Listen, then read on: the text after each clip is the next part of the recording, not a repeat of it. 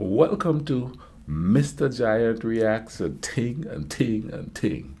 I'm Mr. Giant, and today we're going to be watching British inventions that changed the world. I watched one of, I think it's Romanian inventions, and I watched one of Irish inventions and stuff like that. So let's watch some things that Britain has contributed to the world. Let's YouTube and simmer.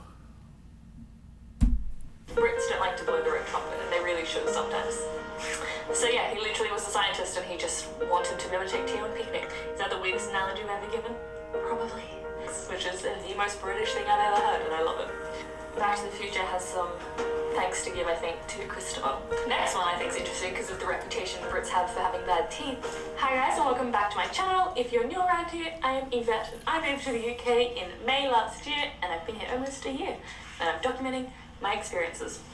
I literally hit record and they literally turned that on.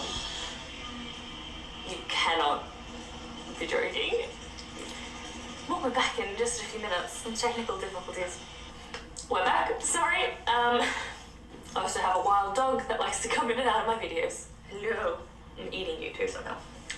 So for this video, I wanted to make a video talking about the top British inventions that no one really realizes are British. I feel like America takes a lot of the glory in terms of inventions, and people don't realize how much Brits did considering how impactful they were on the world, particularly in the Industrial Revolution and all that jazz. So I thought I'd make a video highlighting some of Britain's greatest achievements, and we'll go from there. So these are just some of the ones that I had no idea about. So you might already know these, they might be common knowledge, but coming from a foreigner, these were not common knowledge to me. Number one, I think is absolutely no surprise to anyone who's been to England, but the thermo flask. So the flask that you put your tea in. Shocking. They love tea so much they found a way to travel with it. And so that's a British invention, which makes sense. It was Yeah, we had flasks on the island, and we would take our flasks to school and stuff and all of that, And I remember the old-fashioned ones. If you're older, you remember the old-fashioned ones. They were about this tall, and they were sort of metally, I guess you would say. Yeah, and you have to open it, and then the steam would come out of it like that. Yeah, that I remember. I've never seen it here. I don't think I've ever seen a flask in America. And I guarantee you, nobody that I work with knows what a flask is. That's another thing I'm going to ask them on Monday. Let's get back to the story, to the video. invented in 1892 by James someone. I'm not going to be like a history lesson. All you need to know is it was a flask. So yeah, he literally was a scientist and he just wanted to be able to take tea on picnics, which is the most British thing I've ever heard, and I love it. The next invention is the lawnmower, which everyone has. Lawnmower was invented in 1827, and it was for the affluent to have good football and cricket pitches, which is surprising to no one. But then obviously it took off, and there you go. Which makes sense, because... Yeah, that would make sense. I mean, cricket is played on lush grass and stuff, and they would want to keep it, trimmed and nice and stuff. But I never thought that the British invented the lawnmower. You would think it was invented here in the States. Oh, wow. Now, that took me off guard by surprise there. Very British to think of a British garden with a very curated, hedge and, beautiful, flowers. Makes sense. Now, this one, if I've got any Americans watching, will be a point of contention, I am sure. But I have my stats to back me up. The light bulb was invented by... No, it wasn't invented by Thomas Edison. I knew that. It was invented by Joseph Swan in 1880. He started manufacturing them in 1880. He had a patent, and at the time, the only real competition was gas lights, and these were much better for the people because there was no residue, no smoke, etc. No smell, and they took off, and they only lasted 12 hours. So I have no idea how much they would have cost, because that would have been... But yeah, little known fact, not Thomas Edison. That's a good one for trivia, your pub trivia, and that's who invented the light bulb. And it's a trick question, because really it's Joseph Swan. Joseph Swan. The next one, my personal favorite, is the chocolate bar. It was created in 1847 by Fry and Sons. Before this point, it was only consumed as a drink, and then they created a mixture where they mix it with sugar and made it more of a solid that would then melt in your mouth, and that was the chocolate bar, which is fascinating. So it was also created in Bristol, so My Bristolians, claim to fame, chocolate, get royalties. Something we've all had at some time in our life is soda water, which was invented by the Brits, specifically Joseph Priestley in 1742. He created soda water. So he created the way to make soda water. However, Mr. Schweppes, whoever of Schweppes, I think we all know, ended up using that method to make soft drink, carbonated soft drink. And it was a bowl above some beer, and then that makes soda water. There you go. No, that's another term I haven't heard since I came to America. Is soda water. I used to hear that a lot when I was a kid back on the island. And of course, I'm from a British colony, so a lot of the stuff that she's talking about, I kind of have it stored in the back of my head that Britain did invent that. You know what I mean? I was more expecting more technology type things she would speak of. But yeah, I remember soda water when I was a kid, but nobody uses that term anymore. And you sitting here, I've noticed that there's a lot of things that, watching these videos, especially, I notice a lot of things that I watch these videos, especially about Britain. And even when I watch videos of back home, it jogs my memory that, hey, that's another thing I haven't heard since I came to the States at all. You know what I mean? And I came to the States in like 1986. So a lot of these videos jog my memory of stuff, especially if I'm speaking specifically of Britain or the Caribbean. It's like, whoa, I haven't heard that term used in decades. You know what I mean? Let's get back to the video. 1876, by Graham Bell, he invented the telephone, which the traditional telephone, rather than, our traditional mobile phones have today. I don't know what he would think about that. Another huge one, so I'm covering off like all of the massive inventions I would say that have like transformed the 21st century.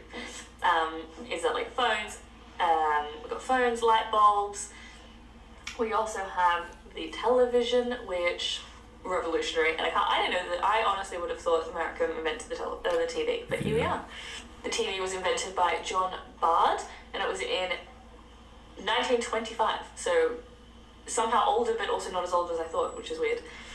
So there's a bit of contention over who actually invented the TV. However, Jonathan Bard did actually project an image using television type materials first. However, he didn't patent it or protect it in any way, so he couldn't really reap the rewards of his invention. So that's why there's so many different people who took that technology and then tweaked it and made it their own, and then there you go, sold off. See, that's the thing about back in the old days, you know what I mean? Nobody had patents for everything, for anything. So anybody could come in and claim it.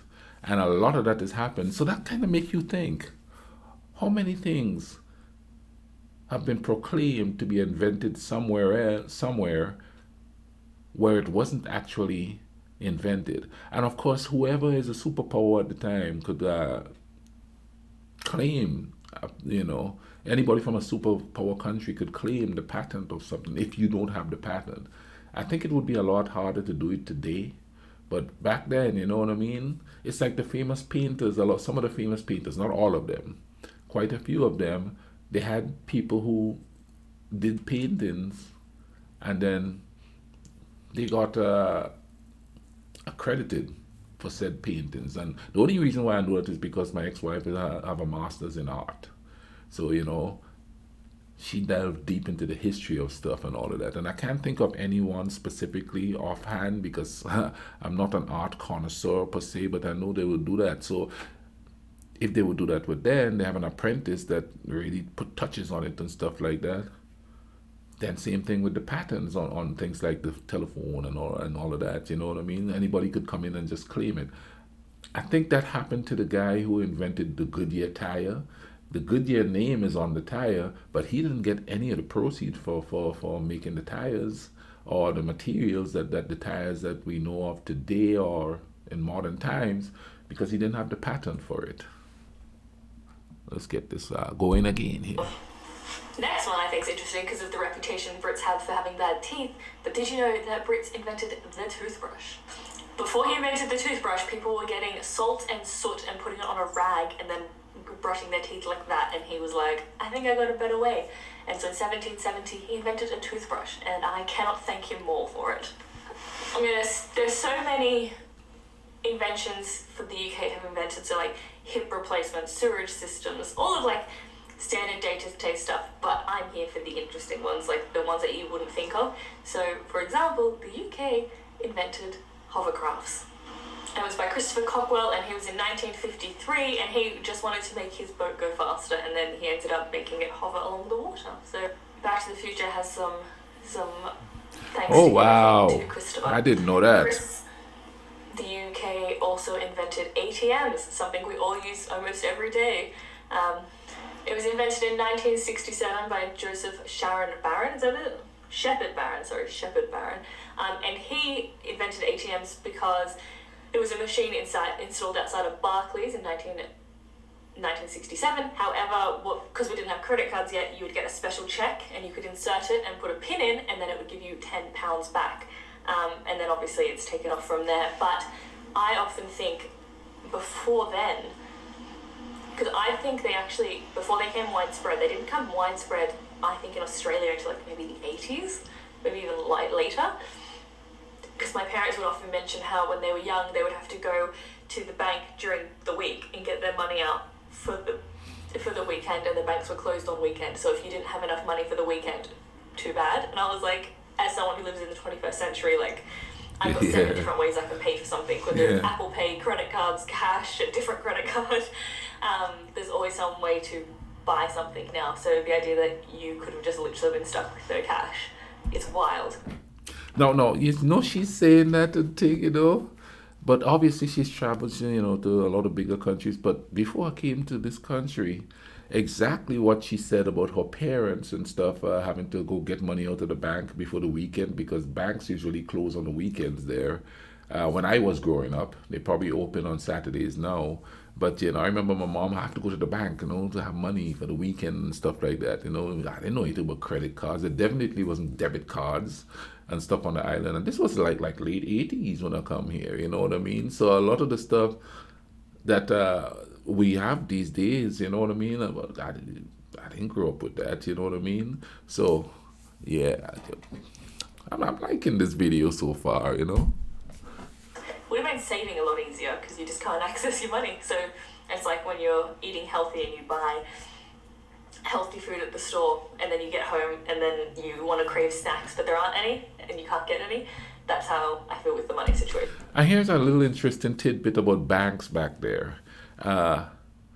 We had a bank called the Penny Bank, and kids could start an account with a penny. On the island, a penny was 2 cents. I don't know if that was a British thing or whatever, but when I left the island, a penny was still 2 cents. I am not sure if they still have the penny as a 2 cents there now. So I had to get used to the penny here being 1 cent. Just a little interesting little tidbit there. Is that the weirdest analogy I've ever given? Probably. I have saved the best till last. I think it's the most impactful thing that's ever happened to the history of mankind, and it's a British invention, so you guys can claim it all your own. It is the World Wide Web. It was invented by Tim Berners-Lee, and it was almost called Tim, like the internet was almost called Tim. It's like the World Wide Tim or something. So he, in 1991, the year I was born, good year, connected a bunch of computers together and created a server, and then created the first ever web page which explained how to set up a website and how to use it to search things. Wow. So without that, the entire world would be different. And he gave away that invention for free. I don't think he's gotten any reward from it. He didn't pay anyone to use it. It was free domain, which is amazing. That would never happen now. No. Without him, you wouldn't be watching this video. You wouldn't know who I am. It's wild how much that's changed. So those are just some of my favorite British inventions that I had no idea about. Some of them make complete sense. Like the web, though. The web. I really thought that was invented in America. I really did. I guess because it's so. A lot of the major companies come through this. Wow, the web. Okay, that's interesting there. Great video there, lady. I'll leave a link in the description to this video so you can go check it out yourself without me stopping every 2 minutes and saying something. And I'll also leave links to videos about different videos on Britain itself. I have a whole playlist. I'll leave the playlist up there so you can go check it out and ting. got all kind of history, funny stuff, all of that. Yeah. Go check that out and thing. You know what I mean? I hope you guys are having a good day and you all are taking care of each other, all right? Cool runnings.